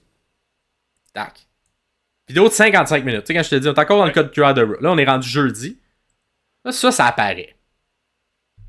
Ah oui, c'est ça. Ça, ils l'ont montré à SmackDown. Ils l'ont montré à SmackDown. Première fois qu'ils. Cette semaine, ils en ont parlé, hein. Ils en ont Qu'il y a eu parlé, des... c'est ça, qu'il y là. avait des glitches, qu'il y avait des trucs. Vidéo comme ça qui part. Il se passe rien. T'entends rien. Il y a rien qui se passe. Et là, check la différence d'image en ce moment. Tu sais, la luminosité, comment elle est Ouais. grande. Et quand la dite psychologue arrive, la luminosité Contraste. est comme devenue noire. Ouais. Ok. Fait que ça, c'est ça. Fait que là, on a la psy, la quelque chose qui a disparu, Ouais. qu'on a vu dans la vidéo. Et là, on a la séance de thérapie avec quelqu'un je suppose que c'est Uncle Howdy parce que tous les petits messages qu'on a vus dans les autres images, ben, elle lui demande, il veut pas parler, il aime pas ça parler, fait qu'elle lui demande d'écrire des papiers et c'est les différents messages qu'on a vus dans Ok. la vidéo, Ah, dans les autres je images JPEG. Fait que je suppose que c'est Uncle Howdy, donc on est comme dans sa tête en ce moment Ok, parce que ok. elle pose une question, puis quand il pose une question, C'est les ça papiers. glitch. Ça glitch, puis ça sort comme des images pas le gentil, pas le fun. Fait que c'est comme si on voit un peu ce que lui pense, puis ce qu'il Exact. dit. Ok. Comment ça se passe? C'est quoi la dernière chose que t'as mangé? Puis il pense à ces images-là. Cool. Fait que là, ça, c'est 1 heure de temps que j'ai Wow. essayé d'analyser. Un des trucs et tout intéressant qu'on peut voir, là, j'essaie de le mettre un peu plus gros. Va-tu? Non, on va pas mieux. On va l'enlever. Ici, dans le coin, là. Ici, là, juste ici, dans le coin. Ouais. C'est une petite peluche, ok? Ouais. Et c'est une peluche, tu sais, on est deux sommeliers, mais on est également des sommeliers de Pokémon quand c'est le poisson d'avril. Mhm. Ça ressemble à Eevee, ça. C'est pas mal Eevee. Une Ouais. peluche de Eevee. Eevee, c'est un Pokémon qui s'évolue en plusieurs différents types. 6 types. 6. Encore le mot 6. Encore le 6. Fait que là, Eevee, est-ce que Eevee a rapport dans ça? Je sais pas. Les codes QR reviennent à travers la vidéo. Fait que tous les codes QR qu'on a eu depuis. C'est vraiment un résumé de tout ce qu'on a vu. Fait que ça nous ramène à tous les codes QR qu'on a analysés depuis le début. C'est une longue conversation. C'est très long. Maintenant à Kit, là, c'est là qu'il fait ses dessins, tout ça. Pendant ce temps, on voit des images clairement qu'on a vues là, dans les Et vidéos. moi, le miroir me dérange là, depuis le début. Ouais. Il y a de quoi avec ça? Il y a quelque chose, il y a un contraste. Ouais. Il Mais c'est on nous explique un message d'une dichotomie de quelque chose. Ouais. J'ai de la misère avec ce Christine miroir-là. Ouais, c'est le miroir qu'on a vu dans la photo d'avant. Bon point. Et bref, ça se termine avec on va voir la fin. C'est là que tout le punch se fait. Il demande en gros, est-ce que vous voulez voir mes amis? C'est ça qui est écrit sur le bubble. Comme, quel ami? Je comprends pas. OK. Et là, ça devient noir. Oh. Et là, elle se fait comme, un peu Oh. de manière surnaturelle prendre. Tu vas comprendre. La cabane, toutes les différentes images. Mhm. Et là, elle disparaît. Qui sont C'est ces qui? personnes? Qui sont ces personnes?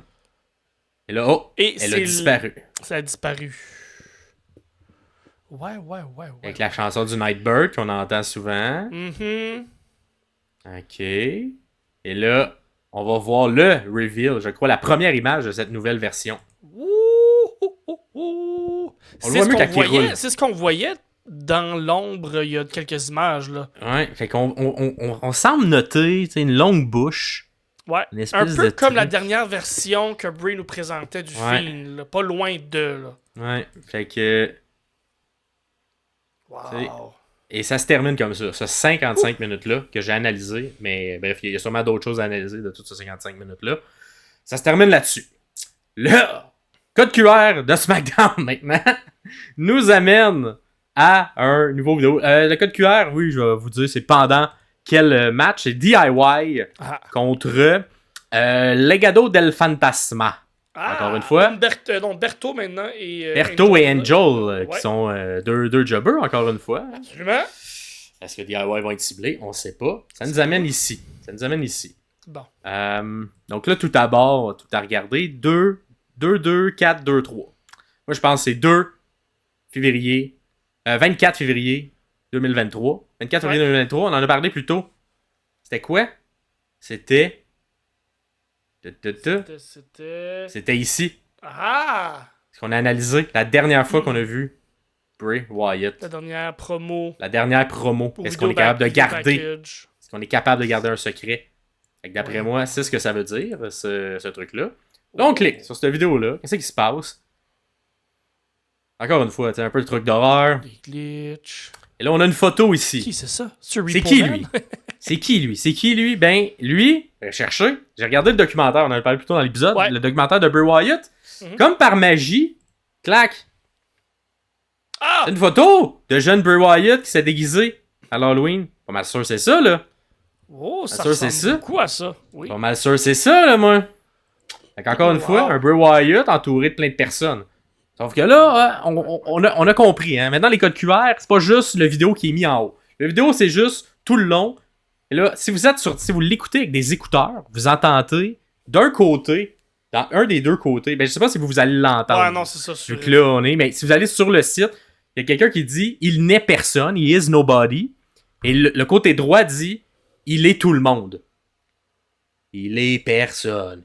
Il est tout le monde. Comme si c'était Earth, Hill. Earth, t'es personne, t'es tout le monde. T'es personne, t'es tout le monde. Avec une voix un peu bizarre. Vraiment, encore une fois, un rappel à Bray Wyatt. Et là, tout le long, on fait juste se rapprocher de l'image et on zoom in. Et lorsqu'on zoom in dans sa tête, on a plein d'images bizarres qui arrivent. Et on revoit la même photo qu'on a vue à la fin de l'autre truc de Twitch. La peut-être prochaine version de ce qu'il peut représenter. Et on nous demande si on veut rencontrer cette personne-là. Oh. On voit une belle image, encore une fois, je pense. Elle est encore plus claire que dans l'autre vidéo. Ouais. On voit vraiment la tête dans le bas. Là, est-ce que... Tu sais, on dirait qu'il y a quelqu'un dans sa face, dans son... On dirait qu'il y a quelqu'un dans sa bouche. Mm-hmm. Quelque chose, en tout cas, dans sa bouche. C'est la face de quelqu'un, je sais pas. Ça se termine comme ça, cette vidéo-là.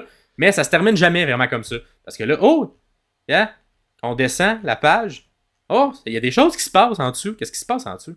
Là, tout d'abord, juste vous voyez peut-être mal avec... Mais check, il y a un petit mot en dessous. Je vois rien en tout. Check. Oh. Il y a un petit mot. Wildrud. Wildrud. J'essaie de mettre ça dans un anagramme. Ça donne rien de concluant, mais je crois que c'est... Google Translate. Je crois que c'est Vildor, avec le door écrit à l'envers. Fait que je pense que c'est Vild. Et ça ferait porte voilée. On parle souvent d'ouvrir une porte. D'après moi, c'est ça. La porte voilée qu'on a ouverte. Le Firefly Funhouse, c'était une porte qui était mise de l'avant. Exactement. Fait que d'après moi, on a ça. C'est là qu'on continue de descendre. On a... Oh! Qu'est-ce qui se passe ici? Oh! Il y a une date. 4-7-14. Évidemment, qu'est-ce qu'on fait? On monte sur notre moteur de recherche. On écrit WWE, avec ces dates-là. Ça serait le 7 avril 2014. On est où le 7 avril 2014? On est au lendemain de WrestleMania. le WrestleMania 30 où Daniel Bryan à l'époque, gagne les 2 ceintures, arrive. Mais qu'est-ce qui se passe pas dans ce Raw-là? Il doit se faire interrompre par Bray Wyatt qui fait un début. Non. On a la première vignette. Cette vignette. Ah, la gimmick avait monté jusqu'à Raw. La gimmick, elle avait monté jusqu'à Raw de Bo Dallas. Et là, je veux qu'on... Impossible. I'm possible. Impossible. Je suis possible. Je ne suis pas possible. Et là, c'est la gimmick. Hein? On le voit même ici. I'm possible. Ah! Et là, on a Believe. D'après moi, c'est comme le lien qu'on se met. Première vignette en haut de Bo Dallas. D'après moi, c'est ce que ça veut dire, cette date-là. Pas mal certain. Assez confiant de celle-là. Oui. Et là, on continue de descendre. Puis là, oh! Yeah, c'est quoi ça? Un point. Il y a un petit point. Puis là, on peut cliquer dessus. Oh! Oh!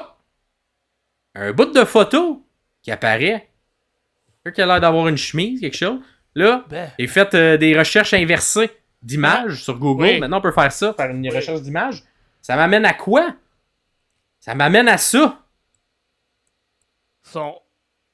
Est-ce que tu sais c'est qui? C'est-tu le père de Wyndham? Ah, c'est le père spirituel, je te dirais, de Bray Wyatt. C'était un lutteur. À l'époque. Waylon Mercy. OK. Il y a eu une brève run. Et Bray, on le voit dans le documentaire, ça également, sur Become Immortal. L'inspiration de Bray Wyatt vient de ce personnage-là. OK. De Wyndham Wilson. Un lutteur qui est très low card, mais qui faisait des espèces. Il y avait genre. C'était comme un personnage à la Bray Wyatt qui parlait d'un culte, un clan, un truc un peu mystique, jamais décollé vraiment, mais on reconnaît les influences avec Bray Wyatt, quand il a commencé, les chemises de couleur, puis lui-même, il parle dans le documentaire que ça a été une grande influence. Fait que là, on rappelle ça ici, clairement. Fait qu'on est encore, on tourne autour de Bray Wyatt. Et là, si on va, je pense qu'on serait pas capable de le voir, peut-être. Regarde dans le tout coin, en bas. Un petit oiseau. De mon bord ou de ton bord? De ton bord. Ah! Veux-tu un petit oiseau? Oui, je me suis tassé et on le voit là. Attends. Le petit oiseau ici, si tu cliques dessus, ça nous amène aux vidéos de Twitch qu'on a déjà regardées. OK. Cependant, si tu fais right-click, enregistrer l'image sous, je pense que vous ne le voyez pas, mais le nom de l'image, c'est Hierarchy of Need. Hierarchy of Need. Le nom de l'image s'appelle comme ça. Hierarchy of Need. Et c'est la pyramide de Maslow. Le principe de la pyramide de Maslow. Et là, qu'est-ce que tu as en haut? Les besoins. Fait qu'en bas de la pyramide, avoir tous les besoins de se nourrir, manger, avoir de l'estime, nanana. Et là, tu montes en haut, transcendance, self-actualization. Transcendance, un peu Bray Wyatt, tu sais, il est un peu décédé, mais c'est capable de transcendre sa mort en nous amenant à une nouvelle gimmick ou à un nouveau personnage. Pour moi, c'est un peu ça. Fait que ça s'appelle comme ça, ce fichier-là, cette image-là s'appelle comme ça. Beaucoup de détails, hein? C'est incroyable. Je vous mets les détails que j'ai remarqués. Il y a sûrement d'autres détails que j'ai pas remarqués. Ah, c'est sûr. Mais ça fait le tour de comme cette espèce de chasse au code QR qui se poursuit. Écoute, ça nous amène dans des images bizarres. Est-ce qu'on sait qui va être? Je sais pas. Je pense qu'on a eu une idée. Je pense que clairement, l'idée de qui attendent autour de Bo Dallas, ça, je pense on est certain. Eric Rowan va en faire partie, je pense qu'on est certain. Qui d'autre va en faire partie? J'en ai aucune idée. Dans le documentaire, à la fin du documentaire, on voit une image d'Uncle Howdy. Et à travers le documentaire, on voit des images également de Braun Strowman. Braun Strowman vient de revenir. Est-ce qu'il va faire partie en même temps? Ça marcherait pas avec le truc de Jobber, mais peut-être qu'il va faire son truc d'histoire. Même chose avec Alexa Bliss qui est beaucoup dans le documentaire. À voir, mais c'est les indices. J'ai hâte, j'aime tout ça, Autant que je déteste, moi je vais pas voir les vignettes parce que je déteste les films d'horreur et juste de regarder certains clips, des fois je suis comme, comme juste cette image-là, me freak out. Mais j'aime tellement ça dans le monde de la lutte, ce genre de course au trésor, puis on recherche là, des informations cachées, puis j'aime tout ça. Puis, Bray, c'était un de mes préférés là, depuis tout le temps, fait que j'aime tout ça. Vraiment, vraiment. Et c'est pour ça qu'on est là aussi, les sommeliers. Fait que on a, je te dirais, c'est ça. J'ai passé beaucoup d'heures, j'ai fait beaucoup de Photoshop aussi. J'ai rien trouvé de concluant en changeant les couleurs, en changeant les trucs. Mais bon, ça c'est ce que je trouvais qui était le plus pertinent de vous présenter à travers tout ça. On va en avoir d'autres, assurément. D'après moi, Queen of the Ring, ça risque d'être les débuts de ce personnage. Peut-être pas les débuts, mais quelque chose de plus concret, peut-être. Des indices plus près. Plus clair, exactement. Fait que non, j'ai bien on couvrira pas l'événement complet, mais c'est sûr qu'on va souligner, comme on le fait là, dans les dégustations de la semaine, on va souligner les moments forts de Queen of the Ring. Ça c'est intriguant. Ça, là, je veux que tout le monde ensemble, quand vous regardez Raw SmackDown cette semaine, là, checker s'il n'y a pas des trucs comme ça. Quand il y a des plans larges, là. Des plans larges, des gens qui font peut-être ça en check leur. Après moi, les gens, c'est ça, tu sais, Bray, c'était les Firefly, d'après moi. Le bout de ce clan-là, ça peut-être des gens qui vont faire ça au-dessus de leur tête. Ouais, des petits chapeaux. C'est pas moi qui ai pété. D'après moi, ça va être ça, le move du clan. Mais bref, dites-nous en commentaire si vous avez trouvé d'autres choses, vous voyez d'autres choses. On se concentre sur ce qu'on nous présente, je vous le dis souvent. Il y a des rumeurs, il y a plein de choses, mais moi, j'essaie vraiment de me concentrer sur c'est quoi qu'on nous présente à l'écran, qu'est-ce qu'on peut comprendre. Et moi, à date, ce que je comprends avec ce qu'on nous montre à l'écran, c'est Eric Rowan, c'est Bo Dallas, et c'est plein d'autres choses, mais qu'on comprend pas encore toutes. Fait que si vous avez des compréhensions, des explications avec ce qu'ils nous ont présenté, et ça fait le tour de cette semaine, le résumé du code QR. Il y en aura un autre la semaine prochaine. On risque d'avoir le truc final la semaine prochaine. Donc, tellement pour ce beau résumé-là, parce que justement, là, si on commence à rentrer dans ce rabbit hole-là, pour pas faire de mauvais jeu de mots avec le rabbit de Bray Wyatt, on peut se perdre facilement. Fait que de faire un beau petit ramassis de tout ça, ben le fun. Vraiment. Et on va revenir à notre setup habituel en claquant des doigts par la magie du montage. Et on est de retour pour ceux qui sont aux vidéos dans notre bon setup normal. Et on termine cette dégustation de la semaine par le Collision du 18 mai 2024. Un Collision un peu mid, j'ai trouvé. Il n'y a pas grand... C'était comme des petits matchs ici et là, parce qu'il y avait des matchs de qualification bizarres, que c'était pas des super bons matchs avec Hook autour de la ceinture de Chris Jericho. Ouais, mais l'ouverture, le premier match, pas l'ouverture, mais le premier match qui a ouvert la carte, valait quand même la peine. C'est William Ospreay. Will Ospreay. C'est le Will Ospreay de la semaine, tout le monde. Will Ospreay de la semaine, c'était contre Shane Taylor. Ouais. Et vous le savez, on en a parlé quelques fois, les sommeliers, au sommet de la lutte, on commence à aimer de plus en plus ce que représente, ce qui est Shane Taylor et ce qu'il fait dans le ring. J'aime beaucoup, beaucoup, beaucoup. Le Undisputed Kingdom qui est au bord du ring avec Monsieur Strong au commentaire. C'est pas le plus vocal, le Monsieur Strong, c'est pas celui qui est le meilleur au micro, mais je trouve qu'il rajoute quelque chose quand même de le fun, quand même, au commentaire, et que j'ai pas qu'il soit là. Moi, j'ai adoré quand on vient... je pense que c'est Will qui vient lancer de l'eau au visage. Oui. Et là, t'as Nigel McGuinness qui fait un call superbe qui dit « Pourquoi il lance de l'eau? Il y a des lunettes! » C'est un homme avec des lunettes! Pourquoi il fait ça avec quelqu'un qui a des lunettes? Ça m'a fait rire. Ah, c'était bon, ça. Dès que t'as des lunettes, et là, t'es rendu... He's a man with glasses! Ah non, c'était super bon. Nigel, là, honnêtement, Nigel... Fucking MVP des commentaires, là, il est vraiment bon. Puis la feud en continu avec Danielson, là, comme à la fin du match qui était le main event, qui était un 3 contre 3. Si à la fin du match, c'est Brian vend sa nuque, puis il y a juste Nigel qui est comme check les bras, il braille sa job. Il est à Télé Nationale, puis il braille, puis il se plaint, ça n'a pas rapport. C'est comme c'est bon, là, c'est bon. Fait que oui. Le Ospreay de la semaine contre Shane Taylor. J'adore ça parce que Shane, il démontre vraiment comme... On le vend comme un lutteur qui est fort parce que c'est un monsieur qui est gros, fait qu'il faut qu'il soit fort. Puis c'est ce que j'aime parce que c'est l'histoire qui est racontée, c'est que Ospreay essaye de faire ses moves qu'il fait habituellement, mais Shane est comme un peu trop fort, fait qu'il réussit pas vraiment à bien connecter tous ses moves, mais c'est avec l'acharnement du lutteur qui est Will, qui réussit finalement quand même à gagner le match, parce que je brûle aucun punch, là on s'entend, Will Ospreay a gagné le match, et il fait le Storm Driver impressionnant pour aussi Will, la force pour être capable de faire ça à un monsieur de la grosseur. Un gros monsieur, là, il transporte, il part du coin, il transporte dans le ouais. milieu. Boom! Stonebreaker! Let's go! Moi, je trouvais ça, c'était le fun. Il avait l'air fort à faire ça. Puis après ça, Will Ospreay aussi, qui réussit à crisser une volée à Strong. Au Kingdom, s'en va un peu comme ça sur la rampe en riant. Fait que, tu sais, Ospreay... J'ai hâte de voir. Et s'il gagne pas, comment il va faire pour perdre? Parce que il est trop fort en ce moment. Il a gagné contre Danielson dans le match de la décennie, ou le match des derniers 20 ans. Si c'est pas un fucking dans le top 3 des meilleurs matchs au monde, puis il perdrait contre Strong, qui est une légende vivante des Indies, mais comme c'est pas. C'est ça. Fait que, moi aussi, j'ai hâte de voir. Ouais, absolument. Ça m'intrigue. Je pense que c'est le match que j'ai peut-être. Un des matchs que j'ai le plus hâte de voir dimanche. C'est dimanche ou samedi? C'est dimanche. C'est dimanche. C'est dimanche. Fait que j'ai bien hâte dimanche quand même. Et on en profite pour vous rappeler qu'il va y avoir le questionnaire de prédiction. On va sortir au prochain épisode avec toutes nos prédictions. Boum! Fait que vous allez pouvoir y répondre vous également. Vous allez avoir 3-4 jours pour le faire, comme à chaque pay-per-view. Prochain truc qu'on a aimé. Moi, j'ai bien aimé et c'est rare, je vais dire ça. Un truc de Bang Bang Gang. J'aimais ça. J'aimais ça. C'était court en plus. C'était genre 1 minute. Allez, vous acheter un 6,49. Maxime aime le Bang Bang Gang. Vraiment.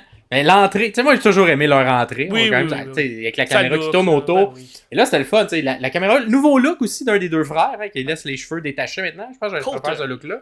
Ouais. Fait que là, on tourne autour. Arrive en face avec toutes les ceintures, tout ça, le bat. Et là, on zoom out. Et qui a pas à terre? Ah, The Bastard! Le Bastard Pack! Il est tout pété. Hey, ça, c'était un beau reveal. Et là, il se penche, il fait, c'est ça. Tu trouves qu'on est funny maintenant, tu trouves tout ça drôle, puis bang, bang. Puis on quitte, et ça se termine comme ça. J'aimais ça. Visuellement, je trouvais que c'était bon, puis le reveal d'avoir Pac à leurs pieds lorsqu'il y a le zoom out. Est-ce que ce match-là va se rendre à Double or Nothing? D'après moi, oui. Ça va se rendre. Est-ce que ça va être le pre-show? Peut-être. Mais ça va se rendre. Ça serait bizarre que ça se rende pas, en fait. Ça serait bizarre. J'espère juste qu'on va l'annoncer. Ils vont hyper comme le main event du Collision de la veille, juste pour être capable d'avoir un bon match aussi. Mais tu c'est un match de pay-per-view. C'est un match qui pourrait. Ça pourrait voler n'importe quel fucking show. Que t'as pas Bryan Danielson puis Will Ospreay dessus, là. On s'entend. Mais c'est ça. Le promo, il y a eu une promo de FTR et de Bryan Danielson qui ont fait là avant le match au courant de l'épisode de Collision. J'ai pogné de quoi quand j'ai regardé les 3 gars un à côté de l'autre avec des t-shirts. Des 3 dudes qui aiment la lutte puis qui sont juste comme hey, nous autres là, on veut juste se battre. On n'a pas de gimmick. On s'en fout. Puis là, après, ça on tombe. On est real. Be real. The Blackpool Comeback Club, tabarnan. Puis FTR fit super bien dans cette mentalité-là. Puis là, t'as le BCC, c'est Moxley qui part avec une promo qui ressemble beaucoup à ce qu'on dit là, présentement, là, avec ce que représente le Blackpool. Fait qu'eux, ils s'en foutent des gimmicks, ils s'en foutent des super kicks, puis des soutes, puis des ceintures, puis des entrées. Eux sont là pour ce qui les passionne, ils sont là pour la lutte, ils s'en caliquent des gimmicks. J'adore ça. Un peu ironique cependant, parce que Bryan avait un très beau suit cette semaine, j'ai trouvé. Oui! Une espèce de un beau jacket, beau là, jacket avec des plumes, là. Ouais. C'était un peu ironique. Ouais, c'est une gimmick de lutteur. Il rentre avec un jacket. Il est pas. Mais il était beau son jacket. Beau jacket! Puis c'est ça, fait que j'ai bien hâte. Anarchy in the Arena, ça va sûrement être le main event.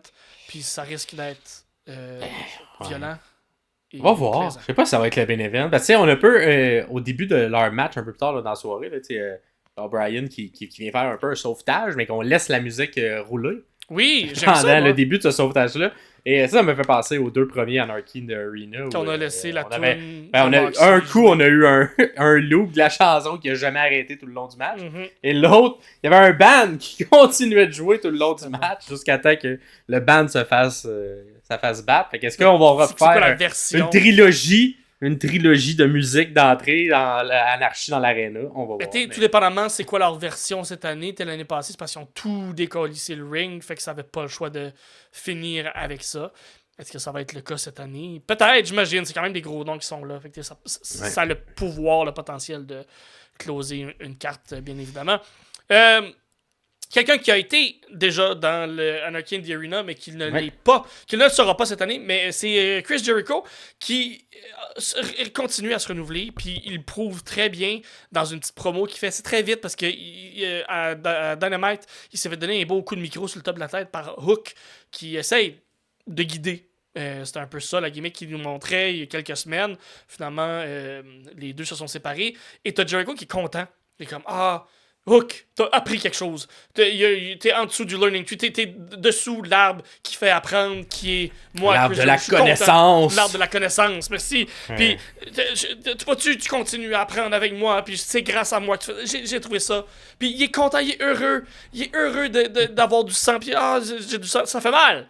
Mais je suis content, je vais avoir des points de suture. Je vais être heureux d'avoir des points. Je suis comme, Jericho, je comprenais pas ton personnage au début. Puis là, c'est clair, pis c'est quelque chose que t'as que jamais vraiment fait comme personnage, ça ressemble un peu à rien. Un genre de faux gentil. Il arrive en saluant la foule. Lui-même, sans s'en rendre compte. Non. Moi, j'aime ça. Ça ressemble un peu à la gimmick qu'il y avait à la fin de la WCW. Je sais pas. Avant qu'il arrive à la WWE, il y avait un peu un personnage. Il était mis très low-card, mid-card, mais il sortait des très bons matchs. Et c'était un peu la manière qui justifiait le tout. Au lieu d'être en mode je donne la connaissance, il était plus en mode à la WWE. Puis y avait-tu le goatee dans ce temps-là? Ouais, il ressemble un peu au look qu'il y a en ce moment. C'est peut-être un rappel à ça. D'après moi, c'est un petit rappel à ce style de personnage-là, mais genre la version maintenant vétérante de ce personnage-là. Oui, exactement. Parce qu'il était très genre imbu de lui-même également, mais la jouait face, mais un faux face. Donc, puis qu'évidemment, avec le temps, la foule le commençait à le porter pour vrai, là, même si il était baveux, tout ça. Fait qu'on va voir, ça va. Je pense pas que ça va se faire, ce coup-là. Hein, il y a même eu des chants pendant une de ses promos où on lui demandait de prendre sa retraite. Ouais. Et lui, comme un bon vétéran, il l'a rattrapé. Puis il a fait, je sais, vous voulez que je prenne ma retraite pour être intronisé à tous les Hall of Fame du monde entier. Très bon. Très bien. Très bon. Ça l'est suivi maintenant. Je vais le passer vite fait là. C'est Nick Wayne contre Jay Cartwheel. C'est qui ça? Ben c'est ça. C'est un jobber. C'est vraiment juste un squash de Nick Wayne. Nick Wayne qui a comme 21 ans, 22 ans, mais qui va. Il va être bon là. Il va être bon. Et allez voir pour les commentaires de Nigel sur Jay Cartwheel et pour les chants sur les chansons qui sont données sur Jay Cartwheel. Ça vaut la peine. Puis c'est ça. Il maîtrise parfaitement le cartwheel. Hein? Tout son arsenal de coups. Il peut même en faire une très lentement. Je sais pas comment physiquement il fait ça, mais il réussit à en faire une à une main. Il évite un coup en faisant une. C'est le professionnel de la cartwheel. Un peu niaiseux, mais tout ça pour dire que Nick Wayne, il va être bon, il va devenir quelque chose, il comprend la lutte et il a volé le finish de Swerve. J'adore ça parce qu'il va se battre contre Swerve, si je ne me trompe pas, à Dynamite la semaine prochaine. Ouais, exactement. Puis, contrairement à Swerve, il a réussi à piner quelqu'un avec le finish de Swerve. Fait que, il était très bon. Il a juste fait une fois, puis ça suffit. Fait qu'il l'applique mieux que même Swerve Strickland. Ensuite, on a eu... là, tu me connais, hein? C'est Rampage, mais moi, quand tu mets Rampage après Collision... C'est un long Collision. C'est un gros Collision. Fait que j'ai regardé, moi, le Rampage qui suivait. Début de Rampage... avant que tu parles de ça... Ce que tu vas expliquer, là, c'est que moi, je finissais d'écouter Collision et j'ai vu le commentaire que tu as écrit dans notre Google Doc qu'on share ensemble. Puis tu as écrit début de Rampage avec vidéo package de Young Bucks. C'est comme, mon but, t'as pas d'écouter Rampage. Chris, moi, aller écouter ça. Ça a valu la peine, si tu veux continuer avec les explications. Exactement. Ben, tu sais, c'est juste niaiseux, mais c'est un classique comme qu'ils font ces temps-ci où ils se félicitent eux-mêmes et là, ils font un montage.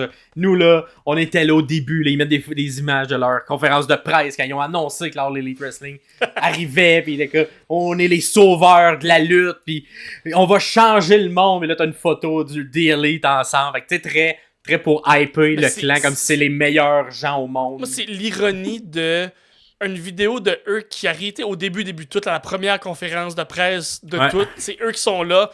On a voulu changer le monde. Puis là, ça coupe à les Young Bucks d'il y a 3 mois jusqu'à maintenant. Fait il y a comme un gros 5 ans qui existe comme pas dans leur promo. Comme c'est bon, là.